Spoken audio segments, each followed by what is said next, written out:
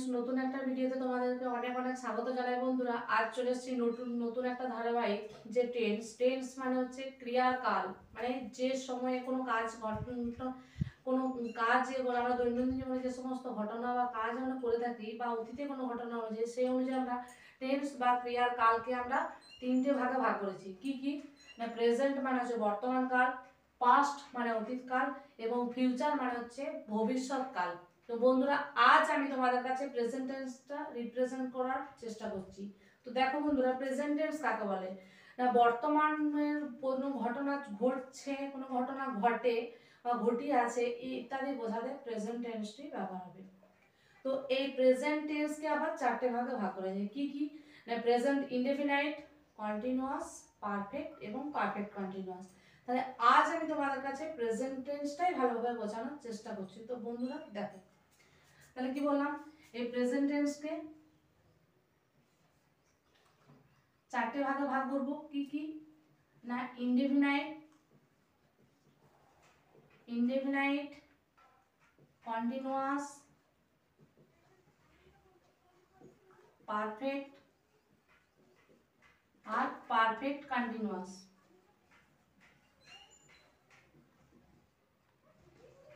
তো প্রথমে আসছি প্রেজেন্ট ইনডেফিনাইট টেন্স। এই প্রেজেন্ট ইনডেফিনাইট টেন্স বলতে কাকে বুঝি বা কোন টেন্সটাকে আমরা বুঝবো না, কোনো ঘটনা ধরো ঘটে, আমি পড়ি, সে আসে, তাহারা যায়, আমরা খেলি, এই যে সমস্ত বাক্যগুলো আছে এইগুলোকে বলবো আমরা প্রেজেন্ট ইনডেফিনাইট টেন্স।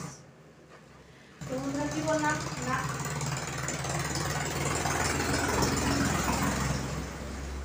বর্তমানে কোনো ঘটনা ঘটে যেগুলো দৈনন্দিন জীবনে সচরাচর ঘটছে, সেই সমস্ত ঘটনাগুলোকে আমরা ব্যবহার করতে, সেটা আমরা প্রেজেন্ট ইনডেফিনাইট টেন্সটি ব্যবহার হবে। তাহলে কি বললাম, যেমন আমরা পড়ি, তাহারা খেলে, সে যায়, সে ছেলেরা দৌড়ায় ইত্যাদি যে সমস্ত আমরা বাক্যগুলো বলি, সূর্য ওঠে, গাছ আমাদের অক্সিজেন দেয়, এই সমস্ত বাক্যগুলোকে আমরা বলবো প্রেজেন্ট ইনডেফিনাইট টেন্স।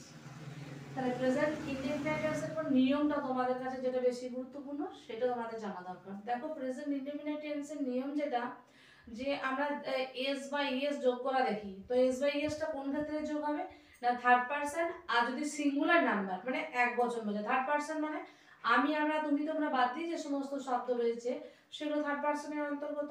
এবং সেই থার্ড পারসন আর যদি সিঙ্গুলার নাম্বার মানে এক বচন হয়ে থাকে বন্ধুরা, তো সেক্ষেত্রে ভার্বের সঙ্গে এস বা ইএস যোগ হবে। ধরো আমি বললাম যে মা রান্না করেন, তাহলে বললাম মা রান্না করেন, তাহলে কি মাদার কুক, তাই তো। কিন্তু এখানে দেখো এ মাদার, এটা কোন পার্সন আছে, থার্ড পার্সন, আর সিঙ্গুলার নাম্বার মা, তাই তো, মানে এক বচন বোঝাচ্ছে। তাহলে কি হবে, তখন হয়ে যাবে কুকস, মাদার কুকস। যদি বলি শিশুটি দুধ পান করে, দ্য চাইল্ড ড্রিঙ্কস মিল্ক, তাহলে এস বাই এস কোথায় যোগ হবে না, দেখতে হবে সাবজেক্ট আমার কি থার্ড পারসন নাকি অন্য। তাহলে আমি দেখবো আগে যে কোন পারসন বোঝাচ্ছে, সাবজেক্ট আমার যা বলবে সেই অনুযায়ী ভার্বের সঙ্গে এস বাই এস তোমরা যোগ করবে। এরপরে আসছি দেখো কন্টিনিউয়াস টেন্স। এই কন্টিনিউ কথার মানে কি, এটা কোনো কাজ কন্টিনিউ চলা। ধরো আমি পড়ছি, ঘুষে ঘুমাচ্ছে, লোকটি বাজারে যাচ্ছেন, এই যে কন্টিনিউ একটা তেছি তেছো, কি করে বুঝবে তোমরা না, দেখো তোমরা অনেক ট্রান্সলেশন পেয়ে থাকবে যার মধ্যে কি তেছি এবং তেছো থাকবে। তো যেখানে তেছি তেছো সেটা কোন টেন্স হবে, প্রেজেন্ট কন্টিনিউয়াস টেন্স। তাহলে কি বললাম, কি দেখে চিনবে তোমরা, তেছি তেছো। এই তেছি তেছোর জন্য কি হবে না, এম, ইজ, আর, আর মেন যে ভার্ব আছে তার আইএনজি যোগ। তাহলে আমি কি বললাম, যে ধরো তিনি বাজারে যাচ্ছেন, তাহলে কি ট্রান্সলেশন করব না, he is going to market. তাহলে এটা গেল আমার প্রেজেন্ট কন্টিনিউয়াস টেন্স। এরপর আসছি প্রেজেন্ট পারফেক্ট টেন্স, মানে বর্তমানের কোনো ঘটনা ধরো ঘটিয়াছে, কিছুক্ষণ আগে ঘটেছে, তখন সেটাকে আমরা বলবো প্রেজেন্ট পারফেক্ট টেন্স। ধরো আমরা বলে থাকি যে আমি বই পড়িয়াছি, মানে অনেকক্ষণ ধরে পড়িয়াছি কিন্তু এখন আমার পড়া শেষ হয়নি, তাহলে তখন সেটাকে আমরা বলবো প্রেজেন্ট পারফেক্ট টেন্স। বললাম তুমি আমাদের বাড়িতে আসিয়াছো, মানে এখনো তুমি রয়েছো, তাহলে এই যে বাক্যগুলো মানে কি করে বুঝবে, তাহলে এখানে যেমন তেছি তেছো থাকলে এখানে পারফেক্ট টেন্সের কি করে বুঝবে না ইয়াছি আর ইয়াছি থাকবে। বাংলা যেখানে ট্রান্সলেশন থাকবে সেখানে থাকবে কি ইয়াছি আর ইয়াছো। তো আমি বললাম যে তাহারা আমাদের বাড়িতে আসিয়াছে, তাহলে কি হবে না তাহারা they have come to our house. তাহলে এটা গেল ট্রান্সলেশন। এরপর নিয়মে আসছে, কি বন্ধুরা নিয়ম না নিয়ম এটা হলো যে এক্ষেত্রে নিয়মটা কি না হ্যাজ বা হ্যাভ, আর মেন যে ভার্ব রয়েছে সে মেন ভার্বের কোন ফর্মে ইউজ হবে, অবশ্যই থার্ড ফর্ম। থার্ড ফর্ম বলতে মানে পাস্ট পার্টিসিপেল ফর্মটা বন্ধুরা। কোন ফর্ম থার্ড ফর্ম বলতে পাস্ট পার্টিসিপেল, মানে তিনটে ফর্ম আছে ভার্বের, প্রেজেন্ট পাস্ট এবং পাস্ট পার্টিসিপেল। তো পাস্ট পার্টিসিপেলটা এই পারফেক্ট টেন্সে ব্যবহার হবে। তাহলে কি হবে দে হ্যাভ মানে সাবজেক্ট যা হবে সেই অনুযায়ী অক্সিলারি ভার্ব বসবে। এখানে দে এর পাশে হ্যাভই বসে, আর অন্য জায়গায় যদি সিঙ্গুলার হয় তখন সেক্ষেত্রে হ্যাজ হয়, এবং মেন ভার্বে তো থার্ড ফর্ম বসে। তাহলে এই গেল প্রেজেন্ট পারফেক্ট টেন্স। এরপর আসছি প্রেজেন্ট পারফেক্ট কন্টিনিউয়াস। তো প্রেজেন্ট পারফেক্ট কন্টিনিউয়াস বলতে মানে একটা ঘটনায় কন্টিনিউ, বর্তমানের কোনো ঘটনা যদি কন্টিনিউ বোঝায় তখন আমরা সেটা প্রেজেন্ট পারফেক্ট কন্টিনিউয়াস বুঝবো। তো বন্ধুরা কিভাবে বুঝবে না ধরো আমি বললাম যে আমরা এই গ্রামে গত 5 বছর ধরে বসবাস করিয়াছি, বললাম সে আমাদের বাড়িতে 3 দিন ধরে আসিয়াছে, শিশুটি 5 দিন ধরে অসুস্থ ভুগিয়াছে। তাহলে এই যে সমস্ত আমরা বাক্যগুলো সেই বাক্যগুলোকে আমরা বলবো প্রেজেন্ট পারফেক্ট কন্টিনিউয়াস। কি বললাম the child has been suffering in fever for 5 days। কি বললাম যে শিশুটি ভুগিয়াছে, the child has been suffering কিসে জ্বরে, in fever কতদিন ধরে for 5 days 5 দিন ধরে।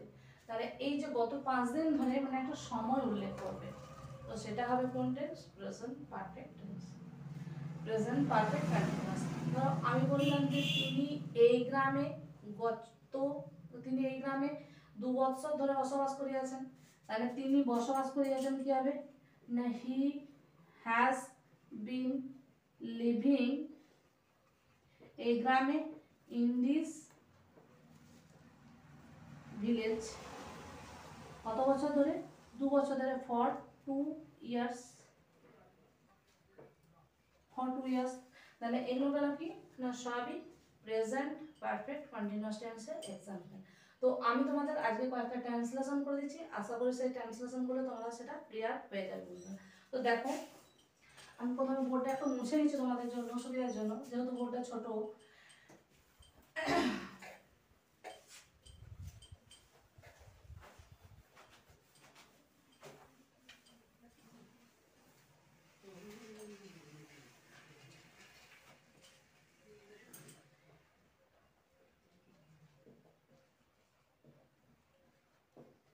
বন্ধুরা এখানে আমি দেখো 1 2 3 4 করে 4টে ট্রান্সলেশন তোমাদের কাছে রাখছি।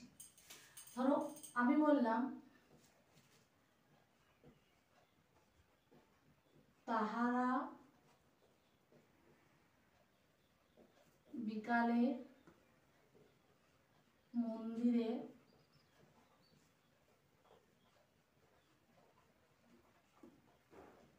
প্রার্থনা করে। তো এক্ষেত্রে দেখো তাহারা কি না দে, প্রার্থনা করার ইংরেজি প্রে। কি করে বুঝবে না দেখো এখানে দৈনন্দিন একটা মানে তাহারা প্রার্থনা করে এখনো করে, তাহলে কি দে প্রে কোথায় করে মন্দিরে, অ্যাট টেম্পল কখন করে বিকালে, তাহলে ইন দা আফটারনুন।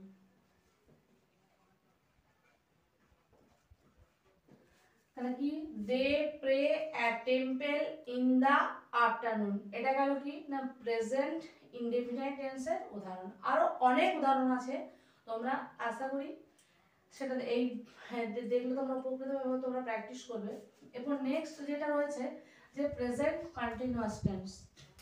তো আমি বললাম আমরা বই পড়ছি, কি করে বুঝবে না, এখানে এই যে ছি মানে পড়ছি, এখনো পড়ছি, তাহলে কি হবে আমরা উই আর, পড়ার ইংরেজি রিড, তাহলে কি তার সঙ্গে যোগ হবে আইএনজি, উই আর রিডিং। এখানে উই এর পাশে কি হয় অক্সিলারি ভার্ব আর হয়, যদি সিঙ্গুলার নাম্বার হয় তখন তোমরা সেক্ষেত্রে ইজ হবে, এবং আরও অন্য জায়গায় প্লুরাল হলে সেক্ষেত্রে আর হয়। তো উই আর রিডিং বই। এরপর বললাম যদি বলি শিশুটি দুধ পান করিয়াছে,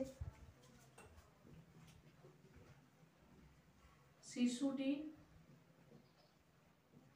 দুধ পান করিয়াছে, দ্য চাইল্ড হ্যাজ, করার এখানে কি আছে দেখো ইয়াছি আছে, তাই তো, তাহলে সেই জন্য কি বুঝবে এটা হচ্ছে present perfect. The child has drunk, ভার্বের থার্ড ফর্ম মানে পাস্ট পার্টিসিপেল ফর্ম, তাহলে নিয়মে কি না হ্যাজ আর মেন যে ভার্ব আছে সেটা থার্ড ফর্ম বসেছি, তাহলে দ্য চাইল্ড হ্যাজ ড্রাঙ্ক, আর দুধের ইংরেজি মিল্ক হয়ে গেল।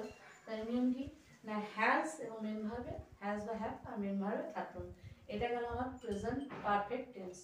এরপর আসছে বন্ধুরা শেষ মানে প্রেজেন্ট পারফেক্ট কন্টিনিউয়াস। কন্টিনিউয়াস ধরো আমি যদি বলি যে যে তাহারা বা তোমরা, তোমরা 6 মাস ধরে অঙ্ক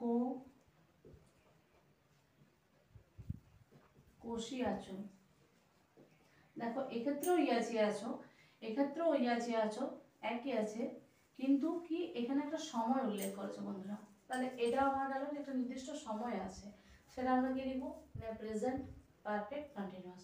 তাহলে কি হবে ইউ হ্যাভ বিন, করিয়াছোর ইংরেজি কি ডুইং, আর অঙ্কর ইংরেজি হচ্ছে সাম, 6 মাস ফর 6 মান্থস। তার নিয়ম কি না হ্যাজ বা হ্যাভ বিন আর মেন যে ভার্ব আছে তার সঙ্গে কন্টিনিউয়াস মানে আইএনজি যোগ হবে। তাহলে বন্ধুরা আশা করি আজকের এই ভিডিওটা দেখে তোমরা অনেকটাই উপকৃত হবে, এটাই আশা রাখি। তো আজকের মতো এটুকুই, এবং পরবর্তী ভিডিও দেখার নিমন্ত্রণ করবো।